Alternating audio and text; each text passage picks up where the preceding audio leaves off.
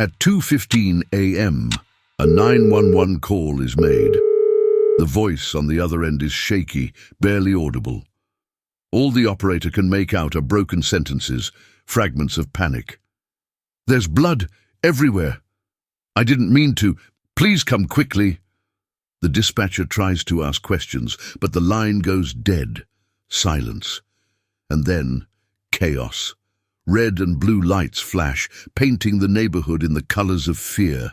Neighbors peek from behind curtains, eyes wide with curiosity and terror. Whispers ripple through the quiet streets.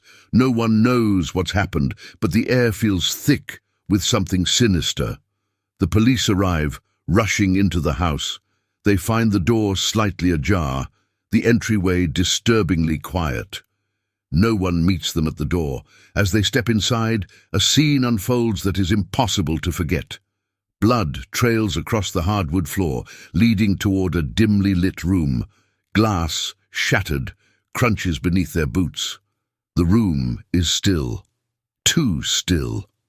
In the eerie quiet, only the soft hum of a forgotten television fills the air, its faint glow illuminating the horror before them. A lifeless body lies sprawled on the floor.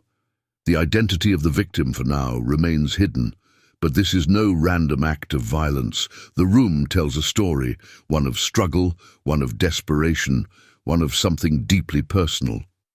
Outside, a few neighbors have gathered, standing in stunned silence. One woman speaks softly to a reporter who has arrived on the scene. "I heard shouting earlier. I didn't think much of it. We all hear arguments now and then." Her voice trembles as she adds, "But something felt off. Something didn't feel right." The whispers grow. Everyone has questions, but no answers. Who is the victim? And more importantly, why? Rumors begin to circulate, but they are whispers of the past, stories that have floated through the neighborhood for months. Some say there had been tension between two families, strange behavior noticed but never questioned. A few remember glances exchanged in secret, conversations that went on too long. But no one ever imagined it would end like this, end in blood. As the night grows colder, a sense of dread blankets the community. The neighborhood that once felt safe and serene is now the backdrop of a gruesome mystery. Everyone is left wondering the same thing: how could something like this happen here?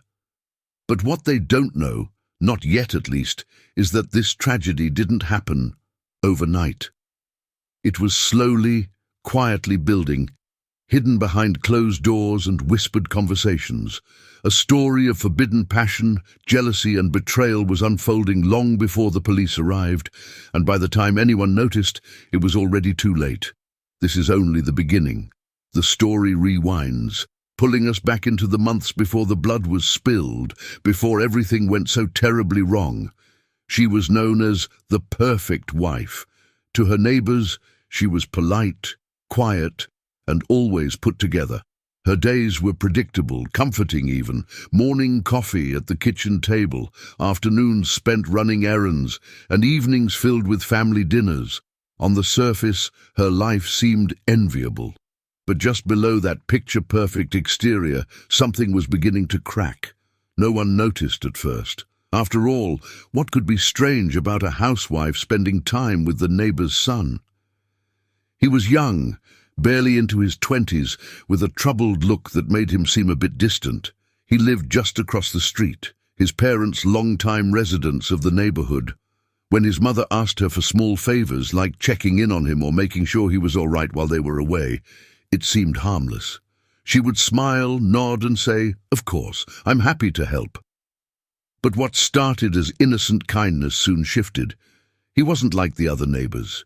He was quiet, mysterious, carrying an air of sadness that drew her in. He had recently returned home after dropping out of college, and there were whispers about what might have caused him to come back. His eyes always seemed to linger on her a moment longer than anyone else's, his smile a little too knowing. It wasn't long before casual conversations became secret rendezvous, moments stolen in the late afternoon when no one was looking. The first time they met in private, it was after a chance encounter at the local market. She offered him a ride home, a simple gesture, innocent enough. But the conversation on the way back was different. There was tension, an unspoken connection. It started slowly, harmless flirtation, a brush of the hand, lingering eye contact. But that tension grew, building into something they couldn't deny. Behind closed doors, what they shared was their secret. She was drawn to him in ways she didn't fully understand, and he seemed to offer an escape from the monotony of her life. He was everything her husband wasn't. Young, intense, filled with a quiet danger that excited her. But with that excitement came risk, and the deeper they fell into their affair, the harder it became to keep it hidden. The neighbors noticed little things. They always do. Glances exchanged over the fence, conversations that seemed a little too familiar, but no one said anything. After all, why would they? No one would suspect that the perfect housewife was falling into an affair with the neighbor's son. It seemed impossible, scandalous, and yet that's exactly what was happening. Their affair grew, blossoming in the shadows, but with every secret meeting, every whispered confession, they were heading toward something darker, something neither of them could control. As their relationship deepened, the cracks in her marriage became more visible. Her husband, a man who prided himself on his stability and control, began to sense that something was wrong. He didn't know what it was at first. Maybe it was the way she had grown distant, or the way her phone always seemed to be just out of his reach. There was an unease between them that hadn't been there before, but he couldn't quite place it. And then there were the rumors. Neighbors talked, that's what neighbors do. Small passing comments about how often she had been seen with the young man, how her behavior seemed different lately. She brushed off the gossip at first, telling herself it was harmless, just the product of nosy people with too much time on their hands. But deep down, she knew the truth was catching up with her. The affair was no longer just a secret.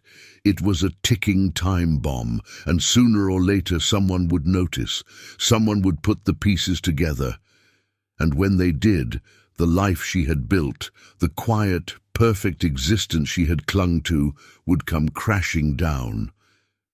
They thought they could keep it hidden forever, but every secret has a price, and theirs was about to be paid.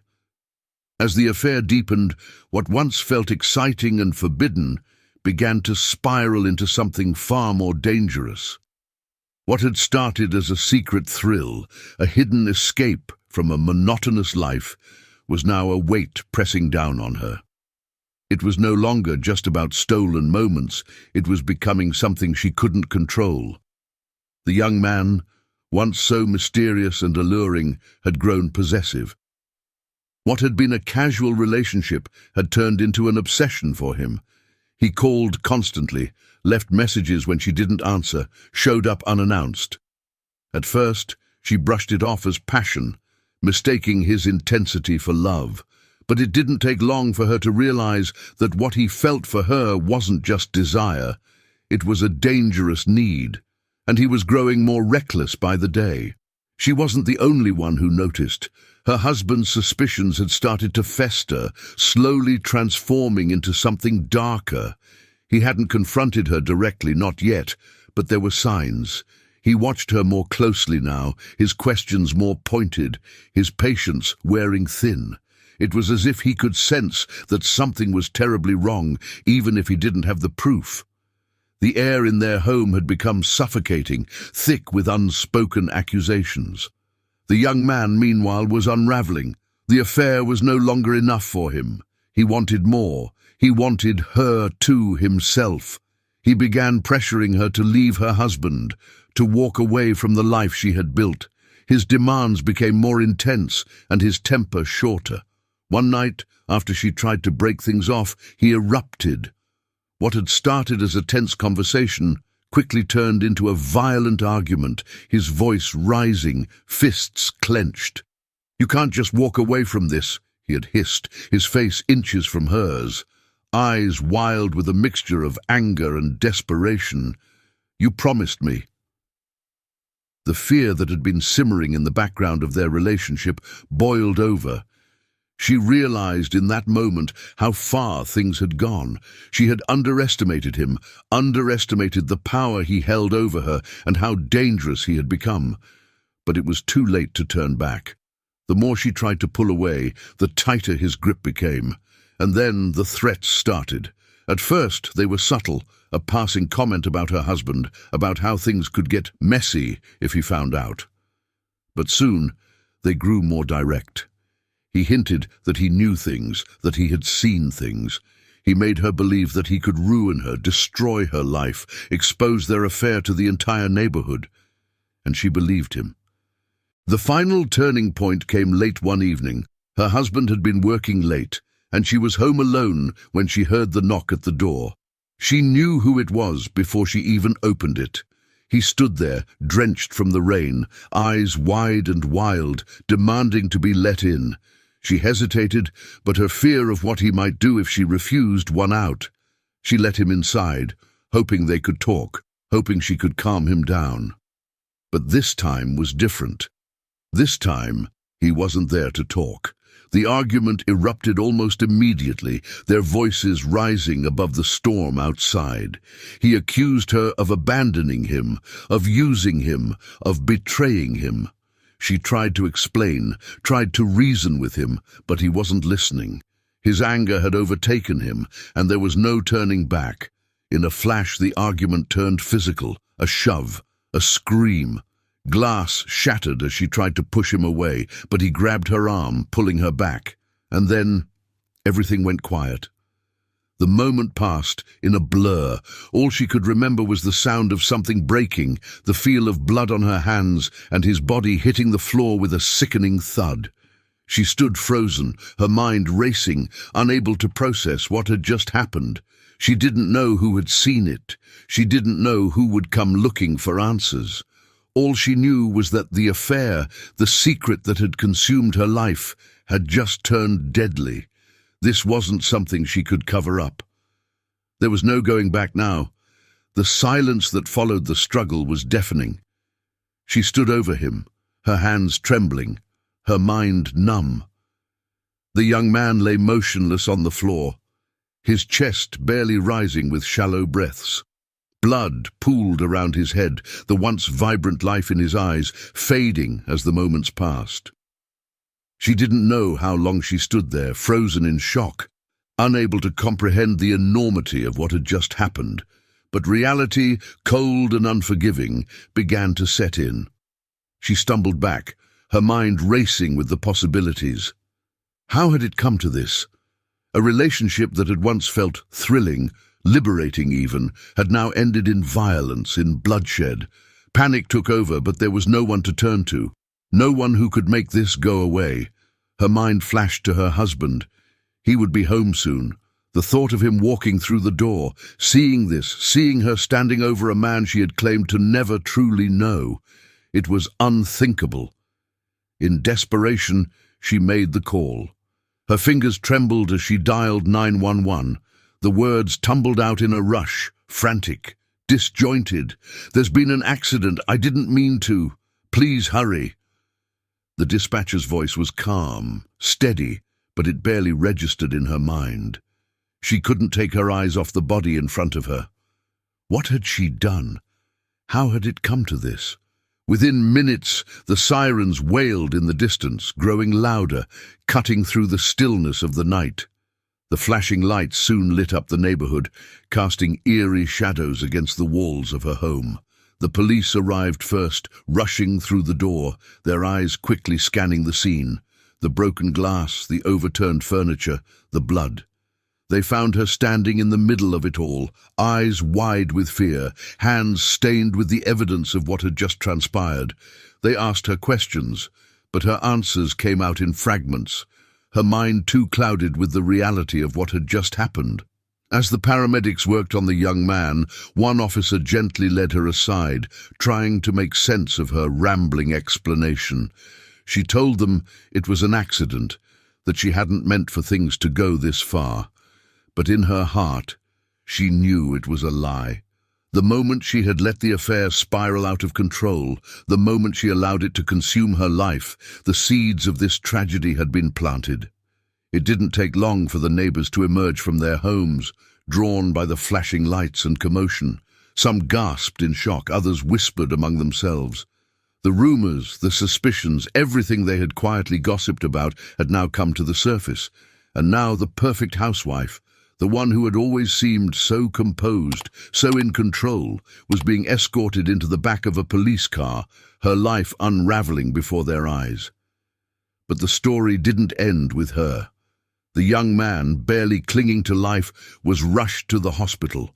For days, his fate hung in the balance, and when he finally succumbed to his injuries, the case shifted from an accident to a homicide. The investigation that followed painted a grim picture of what had happened in the months leading up to that fateful night. Witnesses came forward, revealing the affair that had been whispered about for so long. Friends of the young man spoke of his obsession, of how he had changed, grown more erratic, more desperate, as the relationship with the housewife deepened. Neighbors recalled the strange interactions, the way she seemed distant in recent weeks, the tension that had begun to bubble beneath the surface of her once perfect life. Her husband, devastated by the revelations, filed for divorce almost immediately. The life they had built together crumbled in the face of the truth. As the trial approached, the prosecution laid out the events that had led to the young man's death. They portrayed her as a woman driven by selfish desires, willing to risk everything for a fleeting escape.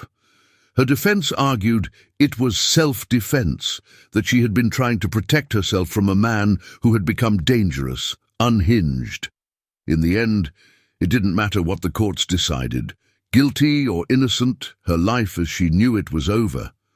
The affair, once a secret, had become a public scandal, and the blood on her hands, literal and metaphorical, would never wash away. The documentary closes not with answers, but with lingering questions. What drives someone to cross the line from desire to destruction? How far can a secret go before it tears everything apart? In the quiet of a suburban street behind closed doors, a deadly game had played out, and now all that was left were the ruins of two lives, one taken and one forever changed.